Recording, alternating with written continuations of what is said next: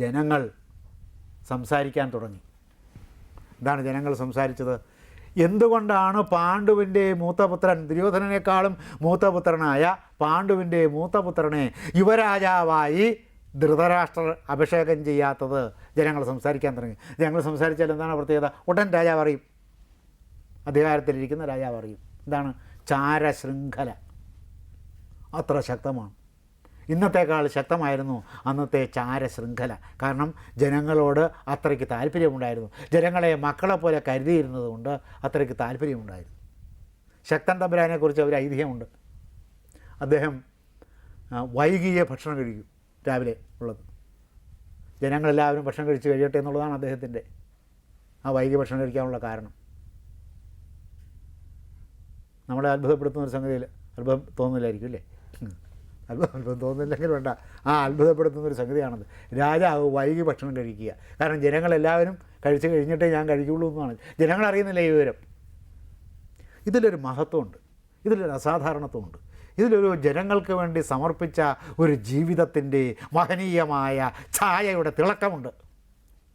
ഇത് വേണം, ഏത് ജനപ്രതിനിധിക്കും ഇത് വേണം. അങ്ങനെയുള്ള ജനപ്രതിനിധികളും കാണും, ഇല്ലെന്ന് പറയാൻ നോക്കില്ല. അപ്പോൾ ജനങ്ങൾ സംസാരിക്കാൻ തുടങ്ങി. എന്തുകൊണ്ടാണ്? ഒറ്റവാക്യത്തിൽ പറഞ്ഞാൽ പറഞ്ഞ് പഴകിയതാണെങ്കിലും സൽഗുണസമ്പൂർണനായ ധർമ്മപുത്രരെ എന്തുകൊണ്ടാണ് ധൃതരാഷ്ട്രർ യുവരാജാവായി അഭിഷേകം ചെയ്യാത്തത്? ഒരാളല്ല പറഞ്ഞത്. വരക്കുരുണാമധിപ പ്രജാനാം പിതേവ പുത്രാനുപഹായ ചാസ്മാൻ. ശ്ലോകം പെട്ടെന്ന് തോന്നിയെന്ന് വരില്ല.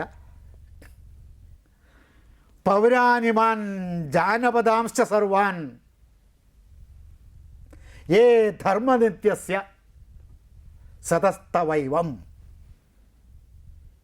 ജനങ്ങൾ പറഞ്ഞതാണ്. ആരൊക്കെയാണ് പറഞ്ഞത്? പൗരാണിമാൻ ജാനപദാംശ്ച സർവാൻ. പൗരന്മാർ പറഞ്ഞു, ജാനപദന്മാർ പറഞ്ഞു. ആരാണ് ജാനപദന്മാർ? ഗ്രാമവാസികൾ.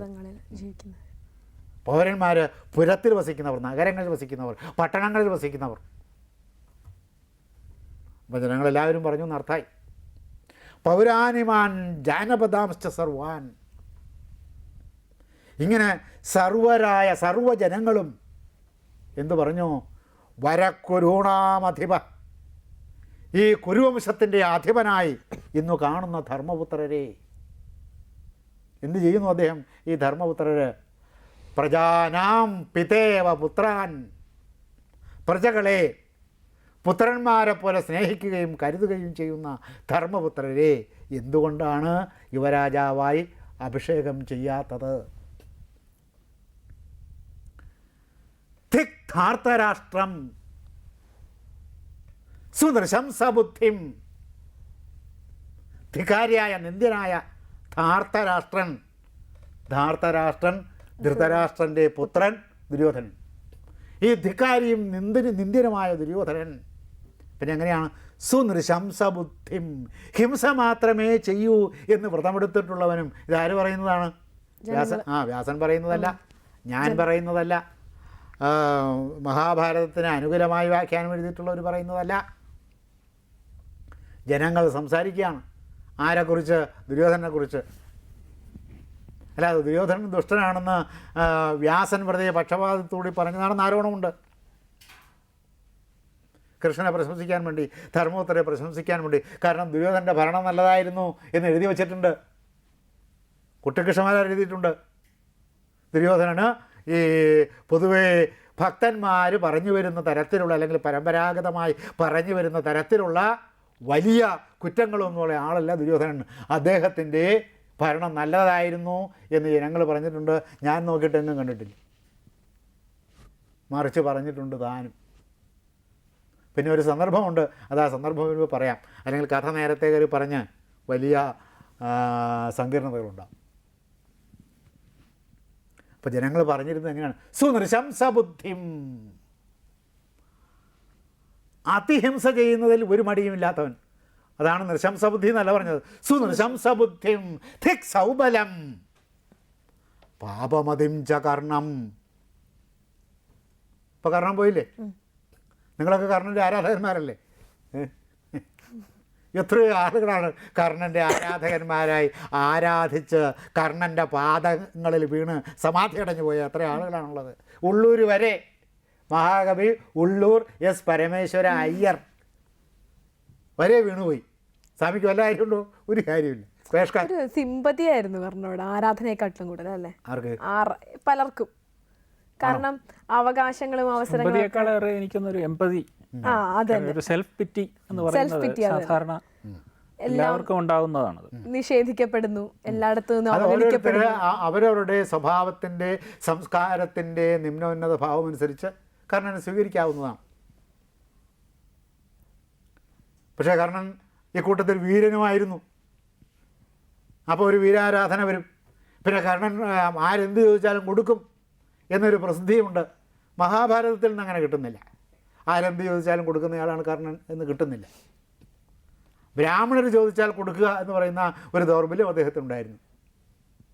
അങ്ങനെ കൊടുക്കുമ്പോഴും ആ കൊടുക്കുന്നതിൽ അദ്ദേഹത്തിന് കരുതലുണ്ടായിരുന്നു. അത് സന്ദർഭം വരുമ്പോൾ നമ്മളത് പ്രത്യേകിച്ച് പറയും, ചർച്ച ചെയ്യുന്നുണ്ടാവും. അല്ലാതെ അങ്ങനെ ഒരു അകാരണമായ ദാനം, അതാണ് ദാനത്തിൻ്റെ മഹത്വം. അത് പരശുരാമൻ അദ്ദേഹത്തിൻ്റെ അന്ത്യകാലത്ത് കൊടുത്തതുപോലെയാണ്. അതായത് ലോകജീവിതത്തിൽ നിന്ന് പ്രതിനിവർത്തിക്കാൻ അദ്ദേഹം തീരുമാനമെടുത്തതിന് ശേഷം എല്ലാം കൊടുത്തതുപോലെയാണ്. അപ്പോഴാണ് എല്ലാം കൊടുത്തിരുന്നപ്പോൾ ദ്രോണർ ചെന്നത് നാം അത് പറയുകയുണ്ടായി. ഇത് കർണനെക്കുറിച്ച് ജനങ്ങൾ പറഞ്ഞതാണ്. ധിക് സൗബലം, നിന്ദ്യനായ സൗബലൻ, സൗബലൻ ശകുനി. പാപമതിം ച കർണം, പാപമതിയായ കർണൻ. അനർത്ഥമിച്ഛാമി നരേന്ദ്ര പാപ, ഈ നരേന്ദ്രന് അനർത്ഥങ്ങൾ ഉണ്ടാവണം, മാർഗധർമ്മപുത്രർക്ക് അനർത്ഥങ്ങൾ എന്ന് വിചാരിക്കുന്നവരാണ്. ഏ ധർമ്മനിത്യസ്യ സതസ്തവൈവം, ധർമ്മനിത്യനാണ് പാണ്ഡവന്മാർ മുഴുവനും. അങ്ങനെ ധർമ്മനിത്യന്മാരായ, നിത്യമായിട്ട് ധർമ്മമാചരിക്കുന്ന സത്തുക്കളായ പാണ്ഡവന്മാർക്ക് അനർത്ഥമുണ്ടാകണമെന്ന് ഇച്ഛിക്കുന്ന സൗബലനും ദുര്യോധനനും അനുകൂലമായി എന്തുകൊണ്ടാണ് ഈ ധൃതരാഷ്ട്രൻ പ്രവർത്തിക്കുന്നത്? അപ്പോൾ കർണൻ എഴുതി തള്ളിയില്ലേ ജനങ്ങൾ?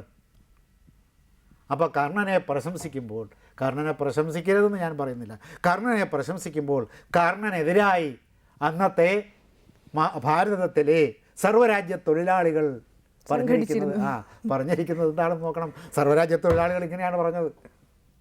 ഇപ്പോൾ നാട്ടിൻപുറത്തെ ആളുകളെന്ന് പറയുമ്പോൾ കർഷക തൊഴിലാളികളാണ്, നഗരത്തിലെ ആളുകളെന്ന് പറയുമ്പോൾ ഫാക്ടറി തൊഴിലാളികളാണ്, വ്യവസായ തൊഴിലാളികളാണ്, കച്ചവട വ്യാപാര തൊഴിലാളികളാണ്, തൊഴിലില്ലാത്ത തൊഴിലാളികളും ഉണ്ടാകും. തൊഴിലില്ലാത്ത തൊഴിലാളികൾ അതൊരു തൊഴിലാണ്. ഇപ്പോൾ ജനങ്ങളിങ്ങനെ ഒരു വിധി തീർപ്പുണ്ടാക്കി സമൂഹത്തിലങ്ങ് പരത്തി. ഇതറിഞ്ഞു ജനങ്ങൾ. ചിലർ അല്പം കൂടി കടത്തി എന്ന് പറഞ്ഞു, നമ്മുടെ ഭീഷ്മർ ചത്തുപോയോ? അങ്ങനെ ശബ്ദമൊന്നും കേൾക്കുന്നില്ല, അനങ്ങുന്നില്ലല്ലോ. എന്തുകൊണ്ടാണ് ഈ ധർമ്മപുത്രരെ ജനങ്ങളുടെ സ്വാതന്ത്ര്യം എന്ന് പറയുന്നത് ഭീകരമായ സ്വാതന്ത്ര്യമാണ് ജനങ്ങളുടേത്, ഭരണം ആര് ഭരിച്ചാലും. അതുകൊണ്ടാണ് ജനങ്ങൾ ജനങ്ങൾ ജനങ്ങൾ എന്നിങ്ങനെ. എന്നെ ജനങ്ങൾക്കറിയാം, എന്ത് ജനങ്ങൾക്കറിയാം? ഓരോ രാഷ്ട്രീയ നേതാവും പറയുന്നത് എന്നെ ജനങ്ങൾക്കറിയാം, ഞാൻ തുറന്ന പുസ്തകമാണ്. കേൾക്കുമ്പോൾ ശരിയാണ് പറഞ്ഞത്. ഒരു പുഞ്ചിരി വരും. ആ പുഞ്ചിരിയോടുകൂടി ആ വർത്തമാനത്തെ ജനങ്ങൾ തള്ളിക്കളഞ്ഞെന്നാണ് അർത്ഥം. എൻ്റെ ജനങ്ങൾക്കറിയാം, എല്ലാവരും പറയും. എന്തിനാണ് ഈ ജനങ്ങൾ ജനങ്ങൾ നടക്കി പറഞ്ഞുകൊണ്ടിരിക്കുന്നത്? നല്ല തട്ട് കിട്ടും സൂക്ഷിക്കുന്നില്ലെങ്കിൽ. അതാണ് കാരണം. അപ്പോൾ ചില ജനങ്ങൾ കടത്തി അങ്ങ് പറഞ്ഞു. മറ്റൊരു മൊത്തത്തിൽ പറഞ്ഞത് ധൃതരാഷ്ട്രരെയാണ് കുറ്റം പറഞ്ഞത്. ചില അവിടെ നിന്നും ചവിട്ടി മുകളിലേക്ക് കയറിയിട്ട് ചോദിച്ചു, എവിടെ പോയി? ഭീഷ്മ പിതാമഹൻ മരിച്ചോ? ഞങ്ങളാരും അറിഞ്ഞില്ലല്ലോ. അവിടെ അത് ഭീഷ്മരുടെ ചെവിയിലെത്തി. അപ്പോൾ ഭീഷ്മർ വിളിപ്പിച്ചു ധൃതരാഷ്ട്രരെ. അദ്ദേഹം വളരെ ദയനീയത അഭിനയിച്ച് ഭരതവാർഡ് ഇപ്പോൾ ഇല്ല, നാഷണൽ അവാർഡാണ്. നാഷണൽ അവാർഡ് കിട്ടത്തക്ക നടനുമാണ് ആര്? ഈ ധൃതരാഷ്ട്രൻ. അപ്പോൾ അങ്ങനെ ഭയങ്കര കരച്ചിലും മറ്റും അഭിനയിച്ച് ഫലിപ്പിക്കുക എന്ന് വെച്ചാൽ വളരെ വിഷമമുള്ള സംഗതിയാണ്, കരച്ചിൽ അഭിനയിച്ച് ഫലിപ്പിക്കുക. അതുകൊണ്ടാണ് ഈ സിനിമയിലെ പല കഥാപാത്രങ്ങൾ കരയുമ്പോൾ നമുക്കെന്താ വരുന്നത്? ചിരി. സീരിയലിലെ ചില കഥാപാത്രങ്ങൾ കരയുമ്പോഴും ചിരി വരും. അല്ലെങ്കിൽ പിന്നെ അത് നിയമം മുഖാന്തരം നിരോധിക്കണം. കരയുമ്പോൾ കഥകളിൽ അഭിനയിക്കുന്ന ആൾ കരയുമ്പോൾ നിങ്ങൾ ചിരിക്കാൻ പാടില്ല, അങ്ങനെ ചിരിച്ചാൽ അത് ഭരണഘടനാ ലംഘനമായിരിക്കും എന്ന് പറഞ്ഞിട്ട് എന്നാലും നമ്മൾ കൈക്കൂലി കൊടുത്ത് രക്ഷപ്പെട്ടിട്ട് കരയുമ്പോൾ ചിരിക്കും. എന്താ കൈക്കൂലി ഇല്ലാതാക്കാൻ എന്തായാലും സാധിക്കില്ലല്ലോ ആര് വിചാരിച്ചാലും. ഭീഷ്മരെ വിളിപ്പിച്ചു. ഇദ്ദേഹം വളരെ ദൈന്യതയൊക്കെ അഭിനയിച്ച് ഭീഷ്മരുടെ മുമ്പിൽ ചെന്ന് നിന്നു. ഇരിക്കില്ല, ഇരിക്കാം ഭീഷ്മരോട്ട് പറയുകയുമില്ല. അങ്ങനെ ഉണ്ടായിരുന്നു അദ്ദേഹത്തിന് ഒരു പ്രത്യേകത. ഇപ്പോൾ നമ്മുടെ അന്തരിച്ചുപോയ മുഖ്യമന്ത്രി ഉണ്ടായിരുന്നല്ലോ, പട്ടം താണുള്ള ചെന്നാൽ ഇരിക്കാൻ പറയില്ല അദ്ദേഹം. അല്ല, അദ്ദേഹം ഇരിക്കാൻ പറയും. അങ്ങനെയല്ലേ കഥ? അദ്ദേഹം ഇരിക്കാൻ പറയും. ഒരു കസേര ഇട്ടിട്ടുണ്ട്, ഇരിക്കാൻ പറയും. ഇരുന്നാൽ അവൻ്റെ കാര്യം പോക്കാൻ. ഇല്ല, അങ്ങയുടെ മുമ്പിൽ ഞാൻ ഇരിക്കില്ല എന്ന് തൊഴുത് പറയണം എന്നാണ് അദ്ദേഹം ആഗ്രഹിക്കുന്നത്. പട്ടത്താനുള്ളേ ഇരിക്കാതിരുന്നാൽ അവൻ ചെന്ന കാര്യം പരിപൂർണമായും സാധിച്ചിരിക്കും. എന്ത് കാര്യമായാലും അത് തല പൊളിക്കുന്ന വിധത്തിൽ അദ്ദേഹം ഉത്തരവിടും. ഒരുപാട് കഥകളുണ്ട്. അത് അങ്ങോട്ട് പറഞ്ഞാൽ പലരെയും വ്രണപ്പെടുത്തുന്നതായിരിക്കും എന്നുള്ളതുകൊണ്ട് ഞാൻ വ്രണപ്പെടുത്താൻ എനിക്ക് ബുദ്ധിമുട്ടില്ലെങ്കിലും പൊതുവെ ആളുകൾക്കത് സുഖമില്ല. അതുകൊണ്ടാണ്. അപ്പോൾ ഇദ്ദേഹം അങ്ങനെ പറയുകയും കൂടി ചെയ്യില്ല. ചെന്ന് ദയനീയമായിട്ടൊക്കെ നിന്നു. പറഞ്ഞ ധർമ്മപുത്രരെ എത്രയും പെട്ടെന്ന് ജനങ്ങളത് ആഗ്രഹിക്കുന്നതുകൊണ്ട് എത്രയും പെട്ടെന്ന് അവന് യൗവരാജ്യാഭിഷേകം നടത്തണം. എറാൻ എന്നേ പറയാനൊക്കെ ഉള്ളൂ. എറാൻ എന്നും പറയാം, റാൻ എന്നൊക്കെ ചുരുങ്ങി അതിങ്ങനെ വരും. അങ്ങനെ പറഞ്ഞു. അങ്ങനെ യൗവരാജ്യാഭിഷേകം നടത്തി ധർമ്മപുത്രർക്ക്. ഇതോടുകൂടിയാണ് ദുര്യോധനൻ്റെ കലി. ദുര്യോധനൻ യഥാർത്ഥത്തിൽ ആരാണ്? രാജാവിൻ്റെ കലയെ രംശസ്തു സംജജ്ഞേ.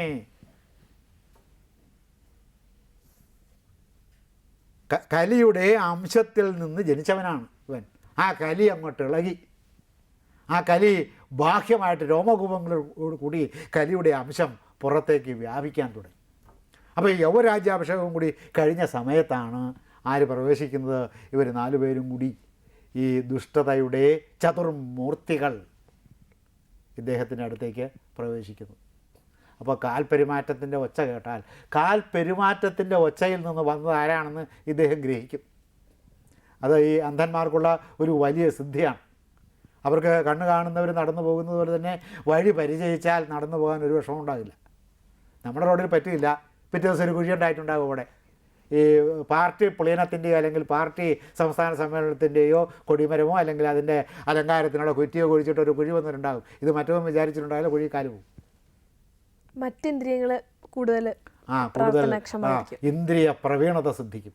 അതുകൊണ്ട് എവിടെ കസേര കിടക്കുന്നു, എവിടെ എന്ത് തടസ്സമുണ്ട് എന്നുള്ളത് അവർക്ക് സുനിശ്ചിതമാണ്. അത് വെച്ചുകൊണ്ട് അവരങ്ങ് നടന്നു പോകും. അപ്പോൾ മനസ്സിൽ അവർക്ക് ഈ മുറിയുടെ ഒരു പ്ലാൻ ഉണ്ടാകും, ഒരു ബ്ലൂ പ്രിൻ്റ്, കെട്ടിടത്തിൻ്റെ ഒരു ബ്ലൂ പ്രിൻ്റ് അവരുടെ ഹൃദയത്തിൽ പതിഞ്ഞിട്ടുണ്ടാകും. അതുപോലെ മറ്റ് ശബ്ദങ്ങൾ കേട്ടാൽ അറിയാം വന്നിരിക്കുന്നത് ആരാണെന്ന്. ആളിൻ്റെ ശബ്ദമല്ല, അവർ ഉണ്ടാക്കുന്ന ശബ്ദങ്ങൾ. അവർ വന്നാൽ എന്തൊക്കെ തരത്തിലുള്ള ചേഷ്ടകൾ ഉണ്ടാകും എന്നുള്ളതും അവർക്കറിയാം. ചിലർ വന്നിട്ട് ഇങ്ങനെ കൈയുടെ ഞൊട്ട പൊട്ടിക്കും, ചിലർ വന്നിട്ട് താളം പിടിക്കും. ഇതൊക്കെ ആളുകളുടെ സ്വഭാവത്തിൽപ്പെട്ടതാണ്. ഒരു കാര്യമില്ല താളം പിടിച്ചിട്ട്, താളം പിടിക്കാനല്ല ക്ഷണിച്ചിരിക്കുന്നത്, എന്നാലും വന്ന് കസേരയിൽ നിന്നിട്ട് ഇങ്ങനെ ഒന്ന് കൊട്ടും. ചിലർ ഇങ്ങനെ ഒരു ശബ്ദം ഉണ്ടാക്കും. ഇങ്ങനെ പലതരത്തിലുള്ള ചേഷ്ടകൾ ആളുകളിൽ നിന്നുണ്ടാകും. ഈ കൊട്ടാരത്തിലുള്ള ഓരോരുത്തരുടെയും ചേഷ്ട ഇദ്ദേഹത്തിന് അറിയാം. മോഹാബുദ്ധിമാനാണ്, അതിപ്രാജ്ഞൻ. അതുകൊണ്ടാണ് അദ്ദേഹത്തെ പ്രജ്ഞാനേത്രൻ, പ്രജ്ഞയാണ് അദ്ദേഹത്തിൻ്റെ നേത്രം, പ്രജ്ഞാനേത്രൻ എന്ന് പലയിടത്തും അദ്ദേഹത്തെ വിശേഷിപ്പിക്കും. അങ്ങനെ പ്രജ്ഞാനേത്രനായ ധൃതരാഷ്ട്രരുടെ അടുത്തേക്ക് ദുഷ്ടതയുടെ അധർമ്മത്തിൻ്റെ ചതുർമൂർത്തികൾ കയറി ചെന്നു. കർണനെയും കൂടി ചേർത്താണ് നാം അധർമ്മത്തിൻ്റെ മൂർത്തികൾ എന്നിവിടെ പ്രസ്താവിക്കുന്നത്. അങ്ങനെ കയറി ചെന്നു. അപ്പോൾ ചോദിച്ചു, എന്താ 4 പേരും കൂടി? ഇദ്ദേഹം കൂടുതൽ സംസാരിക്കില്ല. ശകുനി ഇറങ്ങിപ്പോടാന്ന് പറയും. കാരണം അളിയൻ വന്ന് തൻ്റെ വീട്ടിൽ താമസിക്കുന്നതിലുള്ള ഒരു അസുഖം ഇദ്ദേഹത്തിൻ്റെ മനസ്സിൽ കിടപ്പുണ്ട്. പിന്നെ ഭാര്യയോടുള്ള താല്പര്യം കൊണ്ട് ഇറങ്ങി പോകണമെന്ന് പറയാത്തതാണ്. എന്നാലും മുറിക്കകത്തുനിന്ന് പുറത്താക്കും. അതുകൊണ്ട് മിണ്ടാതെ അങ്ങനെ നിൽക്കുകയുള്ളൂ. ഈ മുറിക്കകത്തുനിന്ന് പുറത്താക്കിയെന്ന് വെച്ചിട്ട് ഇദ്ദേഹത്തിന് അതിൽ ഒരു തരത്തിലുള്ള ലജ്ജയുമില്ല. ഈ നിർലജ്ജത എന്ന് പറയുന്നത് അധാർമികന്മാരുടെ ഒരു വലിയ ലക്ഷണമാണ്. പരിപൂർണമായ നിർലജ്ജത അധാർമികന്മാരുടെ ഏറ്റവും മുഖ്യമായ ലക്ഷണമാണ്. നിർലജ്ജത. ഈ ധർമ്മബോധത്തിൻ്റെ ലക്ഷണം എന്താണ്? ലജ്ജയാണ്. ഈ സ്ത്രീകൾക്ക് വരുന്നു എന്ന് നമ്മുടെ ആധുനിക കവികൾ സങ്കല്പിച്ചിരിക്കുന്ന മുഖഭാവത്തിൻ്റെയോ ബാഹ്യചേഷ്ടകളുടെയോ പേരല്ല യഥാർത്ഥ ലജ്ജ എന്നുള്ളത്. അധർമ്മം ചെയ്യാനുള്ള വൈമനസ്യത്തിൻ്റെ പേരാണ് ലജ്ജ, വ്രീള എന്നത്. അപ്പോൾ അതില്ലാത്ത ആളുകളാണ് അധാർമികന്മാർ. അങ്ങനെ കയറി വന്നു. ഇദ്ദേഹം ഒന്നും മിണ്ടാതെ നിന്നിട്ട് ദുര്യോധനോട് കണ്ണുകൊണ്ട് കാണിച്ചു കൊടുത്തു, പറയടാ പറയടാ. അപ്പോൾ ഇങ്ങനെ പറഞ്ഞു, പാണ്ഡുവിൻ്റെ മൂത്തപുത്രനെ അങ്ങ് യുവരാജാവാക്കി വാഴിച്ചു. വാഴിച്ചു. വാഴിക്കാതെ നിവൃത്തിയില്ലായിരുന്നു, അതുകൊണ്ട് വാഴിച്ചു. അത് ജനങ്ങൾ ആഗ്രഹിക്കുന്നു. പിന്നെ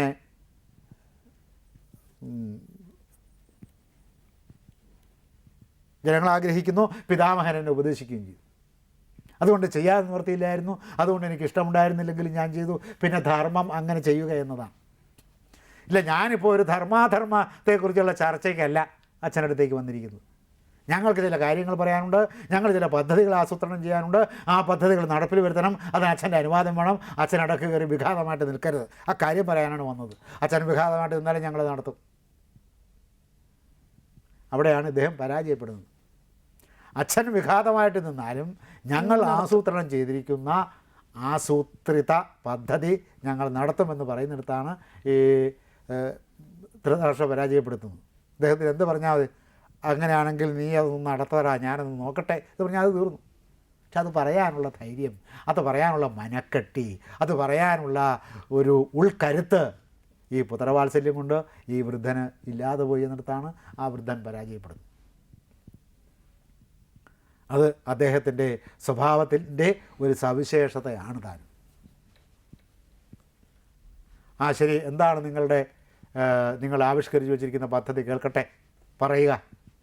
അപ്പോൾ ഇദ്ദേഹം ആ പദ്ധതി പറയുന്നതിന് മുമ്പ് വേറൊരു പേടിപ്പിക്കുന്ന കാര്യം പറഞ്ഞു. ഇപ്പോൾ ധർമ്മപുത്രർ യുവരാജാവായി, ഇനി അവൻ രാജാവാകും. അങ്ങനെ രാജാവാകുമ്പോൾ ഞങ്ങൾക്ക് ഈ രാജ്യത്തിൽ എന്ത് സ്ഥാനമാണുള്ളത്? ഞങ്ങളെ ആളുകൾ വെറുതെ മേനോക്കികളായിട്ട് കണക്കാക്കും, വെറുതെ നാട്ടുപ്രമാണിമാർ. കണ്ടാൽ വെറുതെ പുച്ഛത്തോടുകൂടി ഞങ്ങളെ നോക്കി ഒരു ചിരിച്ചിരിക്കും.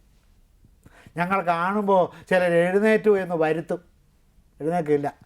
എഴുന്നേറ്റതായി ഭാവിക്കും, എഴുന്നേറ്റതായി ചേഷ്ടിക്കും, ബഹുമാനിക്കുന്നതായി അഭിനയിക്കും. ഞങ്ങൾ മാത്രമാണോ? അങ്ങയുടെ പുത്രനായ എനിക്ക് മാത്രമാണോ ഇത് സംഭവിക്കുന്നത്? എൻ്റെ പുത്രന്മാർക്കും അവരുടെ പുത്രന്മാർക്കും അവരുടെ പുത്രന്മാർക്കും നമ്മുടെ സകല വരാൻ പോകുന്ന തലമുറകൾക്കും പരമ്പരകൾക്കും ഒക്കെ രാജ്യനഷ്ടം സംഭവിക്കുക എന്ന ഭീകരമായ ഒരു നഷ്ടമാണ് ഇവിടെ സംഭവിച്ചിരിക്കുന്നത്. അല്ലാതെ ധർമ്മപുത്ര രാജാവായി എന്നുള്ളത് മാത്രമല്ല എൻ്റെ സങ്കടം. നമ്മുടെ തലമുറകൾ മുഴുവൻ നശിക്കാൻ പോകുന്നു. ധൃതരാഷ്ട്രൻ്റെ പുത്രപരമ്പരകൾ മുഴുവനും രാജ്യമില്ലാതെ, രാജ്യാധികാരമില്ലാതെ, രാജാക്കന്മാരല്ലാതെ കേവലം നാട്ടുപ്രമാണിമാരായി പിന്നെ സാധാരണ ജനങ്ങളായിട്ട് അധപ്പതിച്ചു പോകും നമ്മുടെ ചന്ദ്രവംശം. അപ്പോൾ മറ്റെന്ത് സംഭവിക്കും? ധർമ്മപുത്രരുടെ പരമ്പരകൾ രാജ്യം ഭരിച്ചുകൊണ്ട് രാജ്യത്തിൻ്റെ അധിപതികളായി ജനങ്ങളുടെ ആദരവും ജനങ്ങളുടെ ബഹുമാനവും സ്വീകരിച്ചുകൊണ്ട് അവർ പുഷ്ടമായി ജീവിക്കും. ആ പരമ്പര പുഷ്ടി പ്രാപിക്കും. ഇത് അച്ഛന് ഇഷ്ടമാണോ? അപ്പോൾ തോന്നി, ഇവൻ പറയുന്നതിലും കാര്യമുണ്ടല്ലോ. അങ്ങനെ ധർമ്മപുത്രരെ തൻ്റെ വാഗ്ദാടി കൊണ്ട്, തൻ്റെ ആലോചനയിൽ അദ്ദേഹം കണ്ടുപിടിച്ച ഒരു ഉപായത്തിൻ്റെ സ്വീകാര്യത കൊണ്ട് ധൃതരാഷ്ട്രരെ വശീകരിച്ചു കളഞ്ഞു.